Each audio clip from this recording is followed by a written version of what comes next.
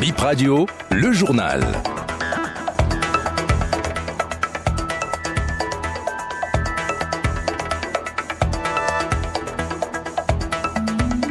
Bonjour et bienvenue dans votre 9h. Nous sommes aujourd'hui mardi 27 juin 2023.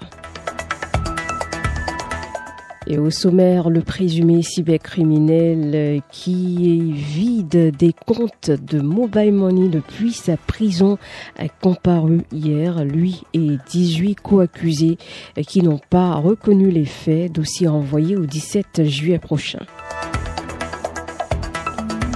Le carrefour Akosambo sera fermé à la circulation à raison des travaux préliminaires pour l'échangeur de Vedoko. La libération des emprises du projet va démarrer ce mois de juin, avertit le ministre du Cadre de Vie. On parlera aussi de cette marche verte annoncée par l'Église catholique pour jeudi prochain. En ouverture, circulation bientôt perturbée au niveau du carrefour Akosambo à Cotonou. Ça pourrait aller jusqu'à la fermeture de ce carrefour en raison des travaux préliminaires pour l'échangeur de Vedoko. La libération des emprises du projet va démarrer ce mois de juin, a averti le ministre du Cadre de Vie à travers un communiqué. Et audience ce matin à la Cour constitutionnelle, ce mardi, une quinzaine de dossiers au rôle dont des recours contre le président de l'Assemblée nationale, des élus de la 9e législature pour violation du code électoral et aussi une plainte contre l'Assemblée elle-même. Cette plainte concerne aussi des ministres du gouvernement. On note aussi des recours contre des juges, des procureurs et des commissaires. On en vient à ce titre, le présumé cybercriminel opérant depuis la prison d'Apromis-Reté a comparu ce lundi devant la Criette. Lui et ses co-accusés, dont des gardiens de prison, ont plaidé non coupables d'Orcas-Awangan. Au total, 19 personnes poursuivies dans ce dossier d'escroquerie. 9 policiers, gardiens de prison, le cerveau de l'affaire, un prisonnier déjà condamné à 7 ans pour escroquerie, sa femme, sa sœur et d'autres proches ont comparu hier. Depuis la prison, l'homme aurait vidé les comptes d'une soixantaine d'établissements de transfert d'argent Mobile Money selon les enquêtes. 21 responsables de ces établissements étaient à la criette pour réclamer plus de 10 millions frauduleusement soutirés de leurs comptes. Ce lundi à la barre, le principal accusé a rejeté les accusations. Les co-accusés aussi. Parmi les co-accusés, un photographe de son quartier qui l'aurait aidé à retirer environ 2 millions. C'est lui qui aurait permis aux prisonniers d'accéder au numéro des victimes. Le principal accusé est en fait un diabétique. Les policiers expliquent qu'ils l'ont souvent aidé à aller effectuer des retraits, Mobile Money, pour lui acheter de l'insuline et d'autres médicaments. Des agents de santé sont aussi poursuivis pour lui avoir fait des facilités contre de l'argent. L'un d'entre eux lui aurait prêté son bureau au centre hospitalier départemental de Porto Novo comme chambre de passage. Le prévenu aurait même acheté une voiture depuis sa cellule, a expliqué un policier ayant naïvement aidé à faire le retrait des sous pour le transitaire. Le dossier est renvoyé au 17 juillet pour continuation. Un homme écope de 30 ans de prison et son frère acquitté dans un même dossier de viol et de meurtre d'une fillette de moins de 13 ans.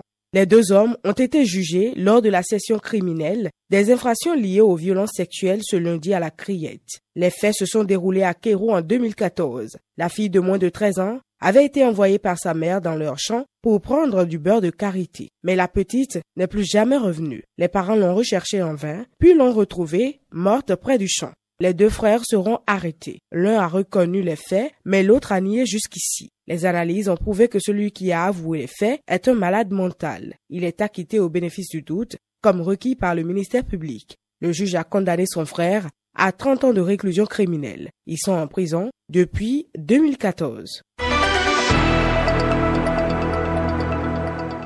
En bref, une jeune fille meurt noyée dans une citerne de 10 mètres à Boïcon.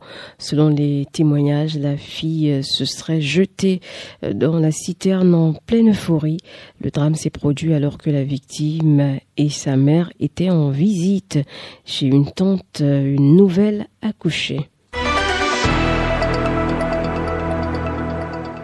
On parle maintenant de la hausse du prix de quelques produits de première nécessité suite à la hausse du prix de l'essence frelatée.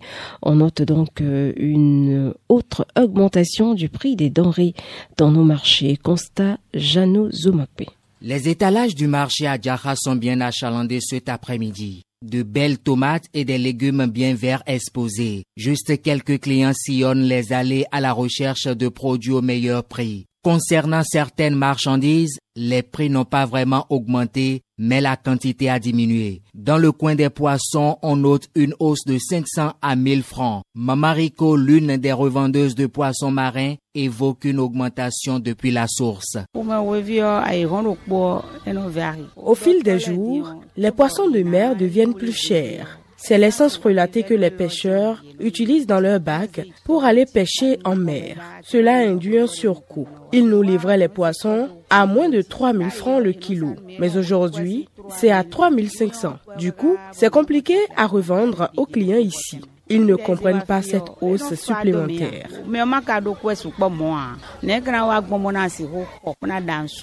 L'augmentation des produits de première nécessité, ce sont les clients qui en parlent le mieux. Quelques clients du marché à Djaha. Du riz, du maïs, j'ai constaté que tout a augmenté le prix. Le maïs, par exemple, entre-temps, je suis venu prendre ça à 225. Aujourd'hui, ça a augmenté jusqu'à 250. Le riz, c'est pareil. L'haricot, c'est pareil. Tout a augmenté. Sérieusement, au marché là, les choses très chères partout. Maintenant, la vie, c'est difficile, c'est très difficile pour nous. Si tu vas montrer à quelqu'un là où tu vas avoir 200, il dit 700, 300, 400. À cause de l'essence, c'est très cher. Parce que s'il n'y a pas d'essence pour aller au village ou bien au champ pour amener produits, ça va être très cher. C'est la saison du maïs frais. Les étalages pullulent les rues, mais l'épi connaît une hausse de plus de 50% bouilli ou grillé. L'augmentation des tarifs n'a pas été décidée de façon unanime au niveau des transporteurs. Des conducteurs, convoyeurs de produits vivriers essaient de tirer profit de la spéculation en cours sur l'essence frelatée, confie Désiré Goun, le président du collectif des syndicats des conducteurs, transporteurs et travailleurs assimilés du Bénin. Les produits vivriers, la plupart du temps, sont convoyés par les camions, les gros porteurs. Et qui dit gros porteur, c'est le gasoil. Le gasoil n'a pas connu une hausse. Néanmoins, le constat sur le terrain aujourd'hui est que chacun veut profiter. Ça fait que, quand bien même le gasoil n'a pas connu une hausse, certains chauffeurs ont préféré augmenter un peu le prix. Pour ce qui est du maïs, par exemple, quand on prend ça du nord, pour le marché d'Antokpa, en temps c'est à 2000 francs le sac, mais aujourd'hui c'est ramené à 2500. On va finir avec ce rendez-vous de l'Église catholique qui organise une marche verte jeudi prochain. C'est une initiative de l'archevêché. Elle aura lieu de 14h à 16h jeudi. Voici l'itinéraire. Place de l'Amazone, Bourse du Travail, paroisse Saint-Michel de Cotonou. L'archevêché, à travers cette marche, insiste sur la nécessité d'actions concrètes en faveur de la préservation de l'environnement, de la conservation durable des ressources naturelles. Fin de ce journal. Merci de l'avoir suivi et Bip Réveil continue avec l'invité du jour.